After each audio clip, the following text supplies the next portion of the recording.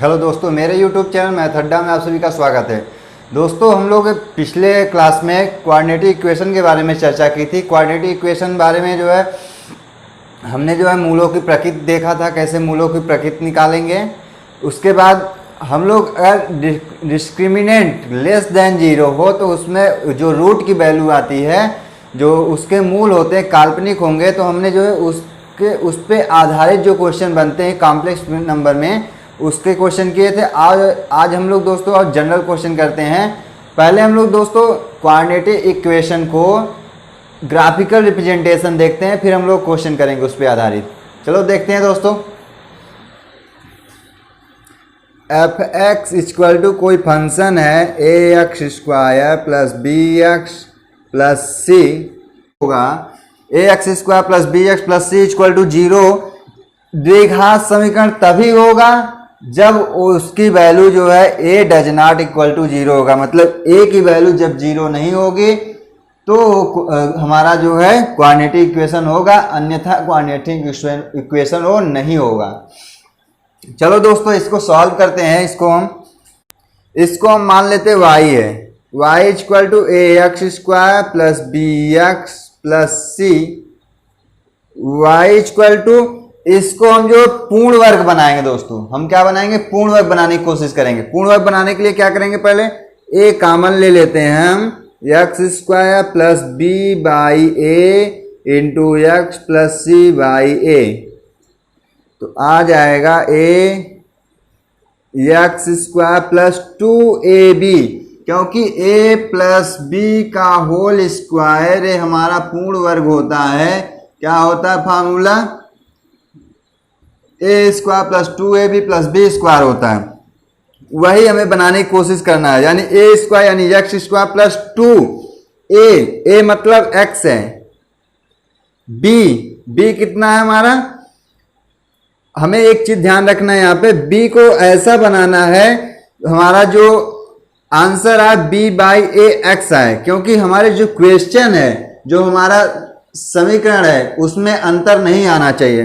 तो क्या करेंगे, 2x b बाई 2a कर देते हैं, तो क्या अंतर आएगा चेक करते हैं। 2 कैंसिल हो जाए, b बाई बी एक्स अपान ए वही आ जाएगा।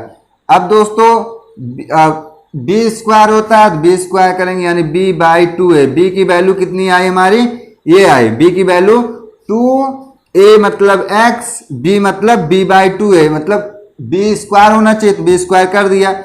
अब दोस्तों हमारे सवाल में तो ये है नहीं ये b बाई 2a का स्क्वायर, तो हम क्या करेंगे, वही उतना घटा देंगे जिससे हमारा कैंसिल हो जाए, सवाल में अंतर, क्वेश्चन में अंतर ना आए। और आगे चलेंगे दोस्तों, c बाई ए हो जाएगा, तो आएगा a। इसको हम ऐसे लिख सकते हैं दोस्तों, b बाई 2a का होल स्क्वायर प्लस माइनस ये तो हमारा होल स्क्वायर बन गया इतना, ये बचा b square upon 4a plus c by A. और आगे चलेंगे दोस्तों, a x plus b by 2a का होल स्क्वायर, इसको सॉल्व करेंगे तो आ जाएगा 4ac minus b square upon 4a। जब सॉल्व करेंगे तो इसका एलसीएम लेंगे तो 4a एलसीएम आएगा, इससे जब भाग देंगे तो कट जाएगा ये, तो बचेगा केवल b स्क्वायर हो जाएगा। इससे जब भाग देंगे तो 4 बचेगा, तो 4 का वही मल्टीप्लाई होगा जाके इसमें, 4ac हो जाएगा। क्योंकि दोस्तों यहाँ पे 2a है तो स्क्वायर का तो 4a स्क्वायर हो जाएगा। चलो और आगे देखते हैं दोस्तों। तो y इक्वल टू, इसमें मल्टीप्लाई करो अंदर, a x plus B by 2a का होल स्क्वायर प्लस अंदर मल्टीप्लाई करो तो क्या आ जाएगा, 4ac minus b square upon 4a आ जाएगा। अब दोस्तों क्या करेंगे, इसको इस तरफ लाते हैं, इसको इस तरफ लाएंगे तो y minus 4ac minus b square upon 4a इधर हो जाएगा, और इक्वल टू उधर बचेगा a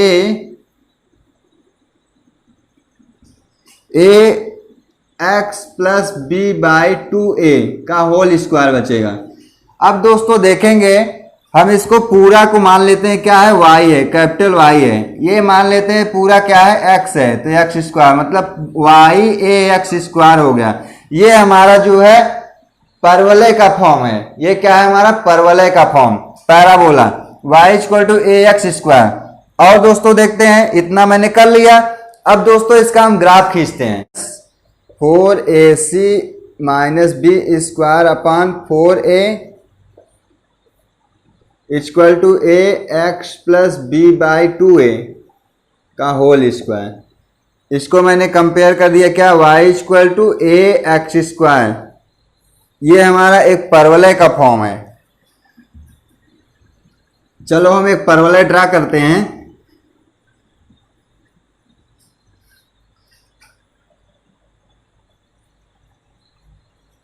केस फर्स्ट लेते हैं। अगर जो है A x square plus B x plus C equal to 0, यदि ए की वैल्यू जीरो से बड़ी हो तो जो हमारा परवलय का जो ग्राफिकल रिप्रेजेंटेशन करेंगे तो क्या आएगा, 3 कंडीशन बनेगी। एक ग्राफ इस तरह से बन सकता है, एक ग्राफ इस तरह से बन सकता है, एक ग्राफ इस तरह से बन सकता है। अब दोस्तों कौन सा ग्राफ किस कंडीशन बनेगा और डिस्कस करते हैं। ये हमारा एक्स एक्सिस है, ये हमारा वाई एक्सिस है। अगर डिस्क्रिमिनेंट ग्रेटर देन 0 तो हमारा जो ग्राफ बनेगा वो एक्स एक्सिस को कट करता हुआ जाएगा, क्योंकि डिस्क्रिमिनेंट अगर 0 से बड़ा होता है तो हमारे जो मूल आते हैं वो क्या होते हैं, वास्तविक होते हैं और असमान होते हैं। तो वास्तविक और असमान हमें जब ग्राफिकल रिप्रेजेंटेशन करेंगे तो वो देखेंगे कि जो ग्राफ होगा हमारा दो एक्स एक्सिस को 2 जगह पे कट करेगा। तो वही जितने जगह पे कट करेगा उतनी वैल्यू हमें मिलती है। जब हम उसका ग्राफिकल रिप्रेजेंटेशन करेंगे तो वो एक्स एक्सिस पे 2 जगह कट करेगा। अगर यहीं पे 3 घात वाला कोई समीकरण होता तो वो एक्स एक्सिस को 3 जगह कट करता, मतलब 3 रूट आते हैं। तो डी ग्रेटर देन 0 तो मतलब 2 जगह कट करेगा, मूल मतलब वास्तविक आएंगे। डी इक्वल टू 0 आएगा तो यानी वो एक्स एक्सिस को केवल टच करता हुआ जाएगा। डी अगर लेस देन 0 है तो वो जो है एक्स एक्सिस को कट ही नहीं करेगा। तो हमारे जो मूल होंगे क्या होंगे, काल्पनिक होंगे। यही हमने कल देखा था। क्योंकि ये एक्स एक्सिस को नहीं कट करता, मतलब जो रूट होंगे वो मिलते नहीं, क्योंकि वो रूट क्या होते हैं, काल्पनिक होते हैं। इसीलिए यह हमारा जब ग्राफिकल रिप्रेजेंट करते हैं इस तरह से आता है। सेकेंड केस लेते हैं दोस्तों, देखेंगे तो हमारा आएगा A x square plus B x plus C equal to 0। Condition यहाँ पे 2 हो सकती है। ए की वैल्यू क्या होगी, 0 से छोटी भी हो सकती है। ए की वैल्यू क्या हो सकती है, 0 से छोटी भी हो सकती है, 0 से बड़ी भी हो सकती है। 0 से जब बड़ी होगी तो जो ग्राफ बनेगा इस तरह से बनेगा। जो हम 0 से जब छोटी होगी तो ग्राफ जो है चेंज हो जाएगा। हमारा ग्राफ कैसे बनेगा,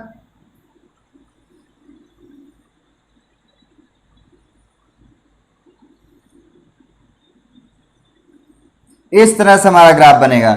मतलब d ग्रेटर देन 0 होगा तो ये आएगा graph, d less equal to 0 होगा तो ये आएगा, d लेस देन 0 होगा तो ये आएगा। तो मतलब जो ग्राफ होगा अगर a की वैल्यू ग्रेटर देन 0 हो तो हमारा जो ग्राफ बनेगा इस तरह से बनेगा। हम जब कोई इक्वेशन है उसका हम जब ग्राफ हम ड्रा करेंगे हम बता सकते हैं कि उसके जो मूल होंगे कैसे होंगे, समान होंगे। ग्राफ भी ड्रा करके हमने बताया, डिस्क्रिमिनेंट निकाल के एक तरह से बता सकते हैं, एक तरह से क्या है ग्राफिकल रिप्रेजेंटेशन करके हम बता सकते हैं कि जो मूलों की प्रकृति होगी क्या होगी। अब दोस्तों आप बोलेंगे ग्राफ कैसे ड्रा करेंगे सर, तो ग्राफ ड्रा करने के लिए यहाँ पे मैं डिटेल बता नहीं सकता क्योंकि उसके लिए लंबी प्रोसेस है। ये चीजें हम जो है कैलकुलस में पढ़ाएंगे तो वहां पे हम चर्चा करेंगे, आपको जो है ग्राफ बनाना सिखाएंगे। हर किसी का कोई भी फंक्शन दिया हो उसका हम आसानी से ग्राफ कैसे खींच सकते हैं वो हम बताएंगे। तो दोस्तों यहाँ पे बस केवल इस तरह से हमने बताया आपको कैसे है। इस तरह से जो ग्राफ बनेगा, आप बस इतना जानिए, इस तरह से जो हम जब इसका ग्राफ खींचेंगे इस तरह से बनेगा। अगर ए की वैल्यू ग्रेटर देन 0 हो तो, लेस देन 0 होगा तो इस तरह से हमारा ग्राफ बनेगा। तो देखते हैं दोस्तों, मैंने उस दिन बताया था अगर डी की वैल्यू 0 हो जाएगी तो उसके जो मूल होंगे वास्तविक होंगे और समान होंगे। अब हमने तो देखा था, हमने अभी बताया आपको कि जब ग्राफ है एक्स एक्सिस को जितनी जगह कट करेगा उतनी वैल्यू मिलेगी। तो हमारा द्विघात समीकरण है तो 2 वैल्यू मिलना चाहिए। अगर डी की वैल्यू इक्वल टू 0 है तो वो तो केवल एक्स एक्सिस को टच कर रहा है, तो मतलब टच कर रहा है। तो हमने बताया था पिछली क्लास में कि अगर डी की वैल्यू 0 होगी तो उसके जो मूल होंगे समान होंगे और क्या होंगे, वास्तविक होंगे। तो यहां पे देखेंगे दोस्तों एक ही वैल्यू मिलेगी, क्योंकि एक्स एक्सिस पे सपोज दैट एक्स एक्सिस पे अगर 5 यहां पे है तो 5 तो एक ही जगह होगा ना, 5 तो एक ही जगह होगा, तो यही वैल्यू होगी, सेम होगी। तो जो समान वैल्यू आएगी 5 5 2 बार आएगी, वही हमारा क्या होगा, मूल होंगे हमारे मूल। ये एक यहां पे होगा, एक यहां होगा, एक यहां होगा, एक यहां होगा, एक यहां होगा, केवल एक रियल रूट मिलेगा। मतलब ये ग्राफ में होगा तो 2 रियल रूट मिलेगा, 2 वास्तविक रूट मिलेंगे। अगर डी की वैल्यू ग्रेटर देन 0 हो, डी इक्वल टू 0 हो तो मतलब 1 रूट मिलेगा, 1 रियल रूट होगा। अगर इस कंडीशन में तो कोई रूट नहीं मिलेगा, नो रियल रूट, वो क्या चला जाएगा, कॉम्प्लेक्स नंबर में। अब यहां आएंगे दोस्तों, डी है ग्रेटर देन 0 है तो ये मिलेगा, मतलब 2 रियल रूट मिलेंगे। यहां आएंगे तो A1 रियल रूट मिलेगा, यहां आएंगे तो क्या, एक भी रियल रूट नहीं मिलेगा, नो रियल रूट। ये हमारा, ये भी क्या चला जाएगा, कॉम्प्लेक्स नंबर में, नो रियल रूट।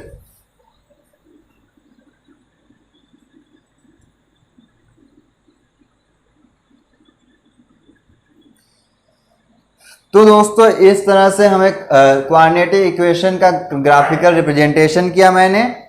तो हम ग्राफिकल रिप्रेजेंटेशन करके भी पता लगा सकते हैं कि जो रूट होंगे द्विघात समीकरण के कैसे होंगे, समान होंगे, वास्तविक होंगे, असमान होंगे, परिमेय होंगे, क्या होंगे, ये सब हम सब पता कर सकते हैं। तो दोस्तों एक तो हमने डिस्क्रिमिनेंट की तरह से बताया, एक जो है ग्राफिकल रिप्रेजेंटेशन की तरह से बताया। आप इंटरमीडिएट क्लास में है तो दोनों जानना जरूरी है। आपको जो मेथड सही लगे वो अप्लाई करके आप एग्जाम में क्वेश्चन को सॉल्व कर सकते हैं। चलो दोस्तों, ये हम जो है ग्राफिकल रिप्रेजेंटेशन वाला ज़्यादा फार्मूला कंपटीशन एग्जाम में अपना अप्लाई करते हैं, क्योंकि वहाँ पे मेरे पास टाइम कम होता है। बोर्ड एग्जाम में क्या होता है कि हमें लिखना होता है, डिस्क्राइब करना होता है, लेकिन वहाँ पे मैं केवल ऑब्जेक्टिव क्वेश्चन करने होते हैं, इसलिए हमें ग्राफिकल रिप्रेजेंटेशन वहाँ पे आवश्यकता पड़ती है। तो दोस्तों इस तरह से हम ग्राफिकल रिप्रेजेंटेशन कर सकते हैं। एक क्वेश्चन है दोस्तों, 5x² - px + 15 = 0 करा। इसके एक रूट जो है हम इसमें जो है एक रूट कितना है, 3 है। तो बोल रहा है सेकेंड रूट ज्ञात कीजिए, वो p की वैल्यू फाइंड आउट कीजिए। दूसरा रूट क्या होगा और p की वैल्यू क्या होगी वो आप बताइए। चलो दोस्तों देखते हैं। इसके हम क्या करेंगे, हम मूलों का योगफल निकालते हैं। अल्फा प्लस बीटा, हमने अल्फा प्लस बीटा कल निकाला था, कितना आया था b/a। तो b/a से हम निकालेंगे तो कितना आएगा, यहाँ पे माइनस, पहले से है p की वैल्यू कितनी है, -p, b की वैल्यू -p है और बटे 5, तो आ जाएगा माइनस माइनस प्लस p/5 आ जाएगा। अल्फा इंटू बीटा हम लोगों ने पढ़ा था c/a। c कितना 15 है, 5 और a कितना है 5 है, 5 3 जा 15। तो अल्फा प्लस बीटा की वैल्यू p/5 आ गई, अल्फा इंटू बीटा की वैल्यू 3 आ गई। तो बोल रहा है 1 रूट इज 3, एक रूट कितना है हमारा 3 है। तो हम क्या करेंगे, मान लेते जो इसके रूट थे क्या थे, अल्फा बीटा थे, एक रूट दिया है यानी अल्फा इक्वल टू कितना दे दिया है, 3 दे दिया है। अब हम यहां रख देते हैं 3 इंटू बीटा, दूसरा रूट हो गया, equal to 3, beta equal to 3, दोनों तरफ है कैंसिल हो जाएगा, बीटा की वैल्यू कितना आ गई 1 आ गई। तो दोस्तों यहां से हमें बीटा की वैल्यू 1 मिल गई, अल्फा की वैल्यू हमें दिया ही था 3 दिया था। अब दोस्तों क्या करना है, alpha plus beta equal to p by 5 दिया है, alpha plus beta equal to कितना दिया है पी बाई 5। अब यहां पे वैल्यू रख दो अल्फा प्लस बीटा की, अल्फा की वैल्यू 3 है, बीटा की वैल्यू 1 है, upon equal to p by 5, 3 1 plus 4 हो गया इक्वल टू पी बाई 5। जब यहां से p की वैल्यू निकालेंगे तो 5 का मल्टीप्लाई हो जाएगा, तो 5 इक्वल टू p, यानी p की वैल्यू जो आई 20 आई। तो इस तरह से दोस्तों हम निकाल सकते हैं किसी द्विघात समीकरण के। ऐसे क्वेश्चन कभी कभी पूछता है, 1 रूट दे देगा, उसके बाद बोलेगा सेकंड रूट ज्ञात कीजिए, p ज्ञात कीजिए। तो इस तरह से दोस्तों क्या करेंगे हम, हमें डायरेक्ट मूल ना निकाल करके क्या करना है, अल्फा प्लस बीटा करना है, minus b by a equal to निकालेंगे। तो इस तरह से सॉल्व करेंगे तो आ जाएगा p की वैल्यू यहां से फाइंड आउट हो जाएगी, और सेकेंड रूट कितना होगा हमारा 1 होगा। इस तरह से दोस्तों हम सॉल्व कर सकते हैं क्वेश्चन। दोस्तों एक दूसरा क्वेश्चन है, 3kx square minus 25kx plus k plus 8 equal to 0। तो बोल रहा है मूलों का जो गुणनफल है कितना है 1 है। तो आप k की वैल्यू फाइंड आउट कीजिए, किसकी वैल्यू, k की वैल्यू फाइंड आउट करिए। हम लोग जानते हैं मूलों का गुणनफल इक्वल टू क्या होता है, अल्फा इक्वल टू बीटा। अगर इसके जो रूट हैं अल्फा और बीटा हो तो क्या होगा, alpha into beta equal to C by A. अब c कितना है, c हमारा k प्लस 8 है, a कितना है 3k है। तो अल्फा और बीटा यानी मूलों का गुणनफल कितना दिया है 1 दिया है आंसर हमको क्वेश्चन में। तो k plus 8 equal two upon 3k। अब क्या करेंगे हम लोग, क्रॉस मल्टीप्लीकेशन करेंगे, क्रॉस मल्टीप्लीकेशन करेंगे 3k equal to k plus 8। अब आएगा हमारा k किधर ले आएंगे तो k minus k equal to 8, यानी 2k इक्वल टू 8। k की वैल्यू कितनी आ गई 4 आ गई, यानी 2 4 जा 8, यानी k की वैल्यू जो आ गई 4 आ गई। तो यानी हम यहाँ से जो k की वैल्यू हमें फाइंड आउट की कितना आया 4 आया। तो इस इक्वेशन जो हमारा क्वेश्चन दिया था बोला था k की वैल्यू फाइंड आउट करिए, तो इस तरह से हम निकाल सकते हैं k की वैल्यू आसानी से। हमने बताया दोस्तों ax square plus bx plus c equal to 0 हो, तो इसमें जो है अल्फा मान लेते हैं, इसके मूल जो है अल्फा बीटा है। तो मूलों का योगफल हमने निकाला कितना आया माइनस बी बाई ए आया, और मूलों का गुणनफल कितना आया alpha into beta equal to C by A आया। अगर यहाँ पे 2 घात है तो इस तरह से हमने निकाला माइनस बी बाई ए और alpha into beta equal to C by A, मूलों का गुणनफल कितना सी बाई ए। अगर यहाँ पे 3 घात हो यानी 3 घात वाला समीकरण हो, a x cube plus B x plus c b x square plus c x plus d हो, तो हम क्या निकालेंगे, तो मान लेते इस, तो हमारा क्या आएगा ध्यान रखेंगे, क्या आएगा हमारा, सपोज दैट मान लेते हैं इसके 3 मूल हैं अल्फा बीटा गामा। तो अल्फा बीटा गामा है, तो हम जब मूलों का योगफल निकालेंगे alpha plus beta plus gamma plus alpha plus beta plus gamma equal to कितना होगा, ये भी क्या होगा माइनस बी बाई ए। जिस तरह से इसमें हुआ माइनस क्या किया, सेकेंड वाले का हमने लिया माइनस बी बाई ए, उसी तरह से इसमें भी होगा बी बाई ए। अब आगे चलेंगे alpha beta plus beta gamma plus gamma alpha, जो मूलों के का गुणनफलों का योग होगा, मूलों के गुणनफलों का जो योग होगा कितना होगा, अब ये वाला लेंगे बटे ये वाला करेंगे, यानी माइनस फिर प्लस सी बाई ए। अगर मूलों का गुणनफल ले लें तो कितना आएगा, अब फिर से माइनस, जैसे इसमें ऑर्डर फॉलो हो रहा तो माइनस प्लस, इसी तरह से इसमें भी minus plus minus minus d by a. इस तरह से अगर 3 घात वाला समीकरण हो तो हम मूलों का योगफल ऐसे निकाल सकते हैं और मूलों के गुणनफलों का योग निकाल सकते हैं और मूलों के गुणनफल निकाल सकते हैं आसानी से इस तरह से। सपोज दैट एक हमारा समीकरण है ए नॉट एक्स की power n plus a1 x की power n minus 1 plus a2 x की power n minus 2 plus dot dot dot an minus 1 into x plus x n मतलब an इक्वल टू 0 हो तो आप इस समीकरण के मूलों का योगफल ज्ञात कीजिए। क्या करेंगे मूलों का योगफल, यानी x1 plus x2 plus x3 plus dot dot dot dot xn equal to क्या होगा, यही वाला minus a1 upon a naught. मूलों के गुणनफलों का योग क्या होगा, यानी x1 x2 plus x2 x3 plus dot dot dot कहां तक xn माइनस 1 इंटू xn, तो कितना होगा, ये वाला लेंगे माइनस, उसके बाद ऑर्डर फ्लो होगा तो प्लस a नॉट। अब करेंगे तो x1 x2 x3 dot dot dot x dot dot xn तक जाएगा। अगर सभी का मूलों का गुणनफल पूछा है तो क्या होगा, माइनस 1 की power n n upon a not.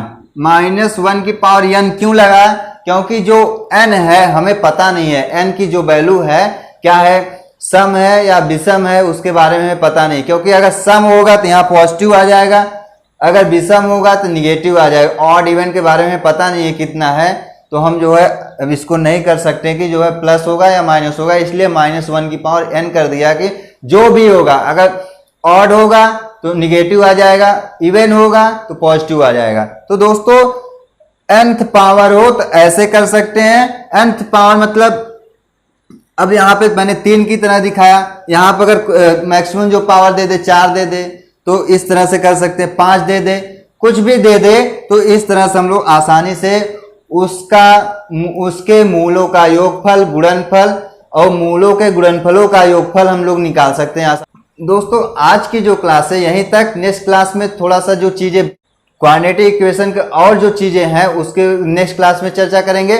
दोस्तों एक चीज मैं बताना चाहूंगा, कुछ लोगों ने पूछा कि जो है सर आप किस बुक से पढ़ाते हैं, तो दोस्तों मैं कोई बुक नहीं प्रीफर करता, मैं रूल्स को फॉलो करता हूं, जो मुझको बुक मिल जाती है उसी से मैं क्वेश्चन सॉल्व लगा लेता हूं। तो दोस्तों आपके पास जो बुक हो उसको फॉलो करिए, जो उसमें क्वेश्चन हो रूल्स पढ़िए, मतलब जो हमारे वीडियो में मैंने जो रूल बताया है उसको रूल्स को देखिए, पढ़िए, उसके बाद आप क्वेश्चन सॉल्व करेंगे, देखेंगे हर क्वेश्चन निकलेगा। ये मेरा आपसे वादा है कि हर क्वेश्चन आप सॉल्व कर लेंगे। तो दोस्तों आज के लिए इस वीडियो में इतना ही। नेक्स्ट वीडियो में हम लोग जो है फिर से क्वाड्रेटिक इक्वेशन के जो चीजें और हैं उसके बारे में चर्चा करेंगे और क्वेश्चन को सॉल्व करेंगे। दोस्तों आज